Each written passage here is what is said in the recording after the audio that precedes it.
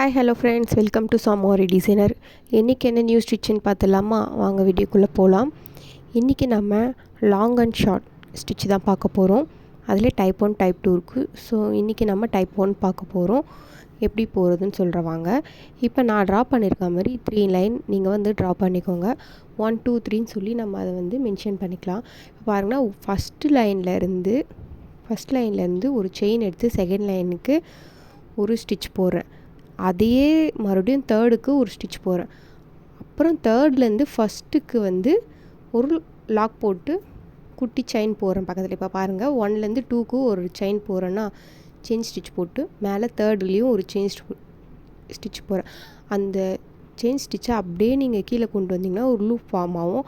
அதை கீழே ஒரு குட்டி லாக் போடணும். அது மேலேயே போடணும், அந்த லைன்லேயே போடணும், பக்கத்துலலாம் போடக்கூடாது.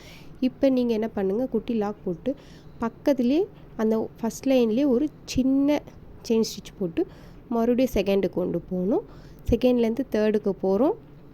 தேர்ட்லேருந்து நீங்கள் அப்படியே ஸ்ட்ரெயிட்டாக ஃபஸ்ட்டில் தான் கொண்டு வரணும். அந்த ஆல்ரெடி நம்ம போட்டோம் பார்த்தீங்களா ஃபஸ்ட்டு த்ரெட்டு, அதுக்கு மேலேயே தான் இந்த த்ரெட்டும் வரணும்.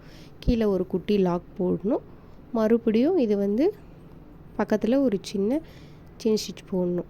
ஓகேவா? இந்த மாதிரி தான் நீங்கள் போட்டுட்டு வரணும்.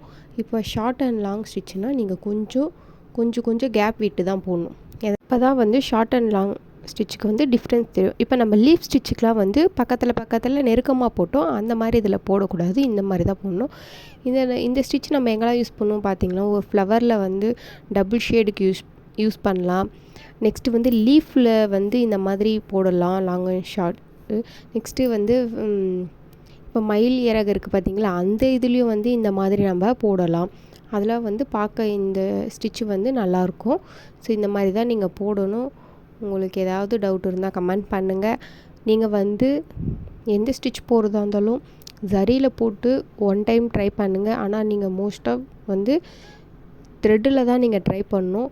அப்போ தான் உங்களுக்கு வந்து நல்லா ப்ராக்டிஸ் ஆகும். ஜரியில் வந்து ஈஸியாக வந்துடும் எந்த ஸ்டிச்சாக இருந்தாலுமே.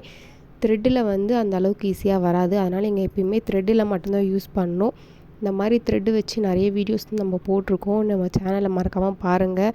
எதுக்காக நான் உங்களை சில்க் த்ரெட்டில் வந்து ட்ரை பண்ண சொல்கிறேன்னு பார்த்தீங்கன்னா, ஏன்னா நீங்கள் வந்து மோஸ்ட் ஆஃப் யூஸ் பண்ண போகிறது சில்க் த்ரெட்டாக மட்டும் தான் இருக்கும். நம்ம ஜரி த்ரெட் வந்து நம்ம அவுட்லைனுக்கும்